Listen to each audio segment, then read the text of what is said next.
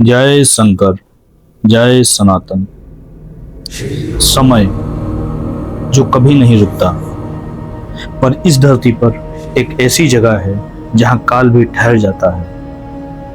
वो है अवंतिका नगरी, आज का उज्जैन, जहां भगवान शिव स्वयं महाकाल के रूप में विराजमान है, जो कालों के भी महाकाल हैं। स्वागत है आपका अपने चैनल इकोस फार्म कैलाश में, जहां हम कर रहे हैं 12 ज्योतिर्लिंग की एक शिवमयी यात्रा।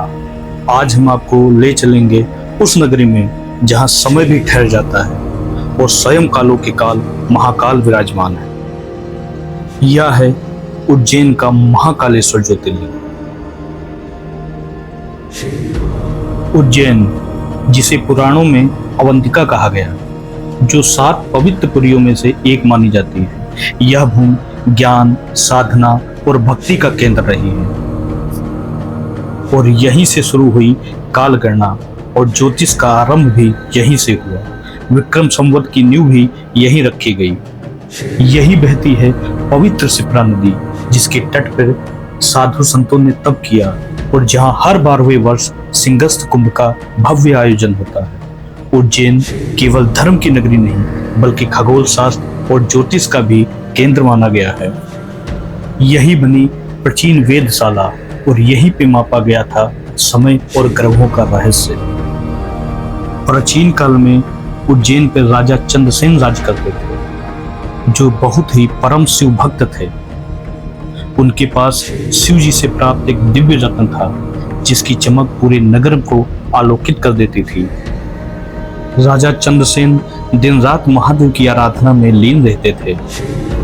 राजा चंद्रसेन से प्रसन्न होकर महादेव ने जो उनको मणि दी, उसकी महिमा बड़ी निराली थी, जिसका तेज और महिमा दूर दूर तक फैल गई, जो एक चर्चा का विषय भी बन गई। यह सूचना राक्षस राज दूषण को भी प्राप्त हुई कि उज्जैन के राजा के पास एक ऐसी मणि है जो देवताओं से भी संवाद करा सकती है। यह खबर सुनकर वह विशाल सेना लेकर उज्जैन पर चढ़ गया। यह सूचना जब राजा को प्राप्त हुई तो महादेव की शरण में गए और बोले, हे महादेव, हे शिव, हे शंकर, यह नगरी आपकी है, इसे आपकी शरण में छोड़ता हूँ। यह प्रार्थना करके राजा चंद्रसेन महादेव की शरण में चले गए और पूजन अर्चन करने लगे और समाधि ले ली।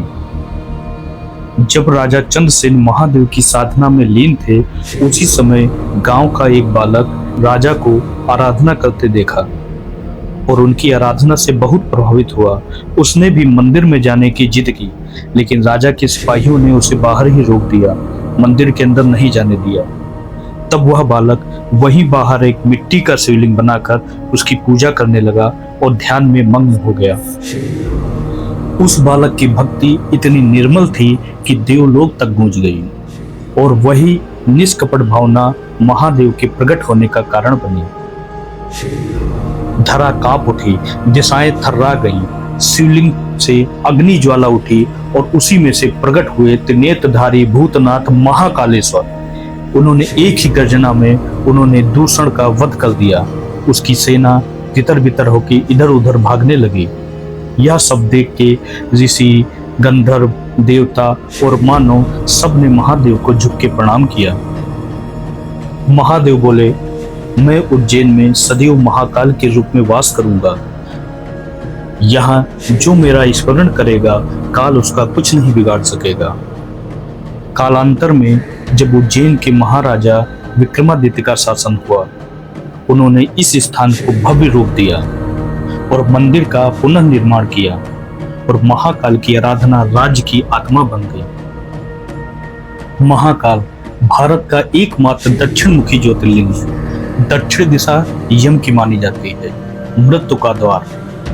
जब शिव उस दिशा में मुख करके विराजमान है, तो इसका अर्थ है कि मृत्यु भी महाकाल के अधीन है। यह दिशा रुद्र रूप की प्रतीक है। यहाँ प्रत्येक प्रातः भस्म आरती होती है।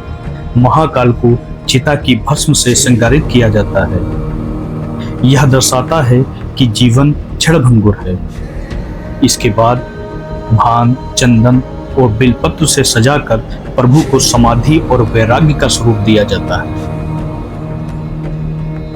जब भक्त अपने अंदर का क्रोध, लोभ, अहंकार को भस्म कर वही भस्म महादेव को अर्पित करता है, तब चारों दिशाओं से एक ही गूंज उठती है, जय श्री महाकाल।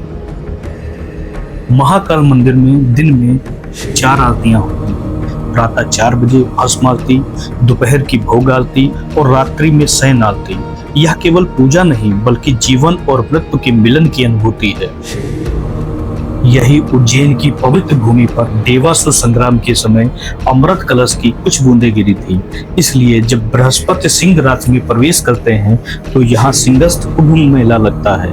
लाखों शिव भक्त शिप्रा में स्नान कर महाकाल के दर्शन करते हैं और अमृत की कामना करते हैं। महाकाल का अर्थ केवल मृत्यु नहीं, यह उस स्थिति का प्रतीक है जहां मृत्यु भी मोक्ष बन जाती है। जो महाकाल की शरण में आया उसके लिए जीवन और मृत्यु एक समान हो जाती है। यह उज्जैन केवल एक नगर नहीं, यह वह स्थान है जहां काल समाप्त होता है और शिव प्रारंभ होते हैं। यह मृत्यु का भय नहीं बल्कि मोक्ष की यात्रा का आरंभ है। जो एक बार महाकाल के चरणों में अपने को समर्पित कर दिया, उसके लिए समय का भय सदा के लिए समाप्त हो जाता है। महाकाल नगरी में उत्सवों की भरमार है। सावन मास में हर दिन लाखों भक्त यहाँ आके अपने आराध्य शिव को जलाभिषेक करते हैं। महाशिवरात्रि के दिन मंदिर दीपों और भजनों से जगमगा उठता है और हर 12वें वर्ष होता है सिंहस्थ कुंभ, साधु संतों और अखाड़ों का महासंगम। उस समय उज्जैन केवल एक शहर नहीं बल्कि जीवंत तीर्थ बन जाता है। हमारे महाकाल का दरबार में राजा हो, रंक हो, अमीर हो, गरीब हो, सभी एक समान खड़े होते हैं। भक्त कहते हैं महाकाल के दर्शन मात्र से जीवन का उद्देश्य पूरा हो जाता है। हजारों किलोमीटर दूर से लोग केवल एक झलक पाने के लिए यहाँ आते हैं और जब शिवलिंग पर जल चढ़ता है और हर भक्त की आंखें अपने आप भीग उठती हैं। आज महाकाल मंदिर न केवल आस्था का बल्कि भव्यता का भी प्रतीक बन चुका है। आधुनिक सुविधाएं हैं, महाकाल लोक है, विशाल कॉरिडोर है और लाखों श्रद्धालुओं के लिए व्यवस्थाएं की गई हैं। आज विश्व के कोने कोने से लोग यहाँ आते हैं, चाहे प्रधानमंत्री हो, मुख्यमंत्री हो या विदेशी मेहमान हो, सब महाकाल के शरण में पहुंचते हैं। महाकाल अब केवल भारत का ही नहीं बल्कि पूरे विश्व का केंद्र बन चुका है। यह मंदिर 5 मंजिला है। पहली मंजिल पर विराजते हैं महाकालेश्वर और दूसरी मंजिल पर विराजते हैं ओमकारेश्वर और सबसे ऊपर नागचंद्रेश्वर।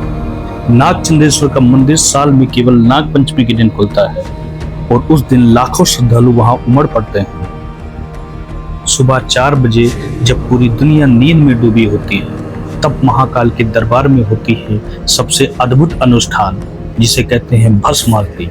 यह आरती केवल महाकाल में ही होती है और इसमें प्रयोग होती है चिता की भस्म। साधु चिता से लाई गई भस्म को शिवलिंग पर चढ़ाते हैं और उसी समय डमरू, शंख और मंत्रोच्चार से पूरा वातावरण गूंज उठता है।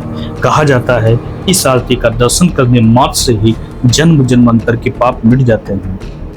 और यही स्थित है माँ भवानी का दिव्य स्थान, जिसे हर सिद्धि माता के रूप से जाना जाता है, जहां माँ भवानी स्वयं विराजमान है। जहां महाकाल मृत्यु को भी टाल देते हैं, वहां माँ भवानी हर सिद्धि भक्तों की सारी मनोकामना और सिद्धियों को पूर्ण करती हैं। हर सिद्धि माता के दर्शन मात्र से ही भक्तों की सारी सिद्धियां सिद्ध होती हैं और सारी मनोकामना पूर्ण होती हैं।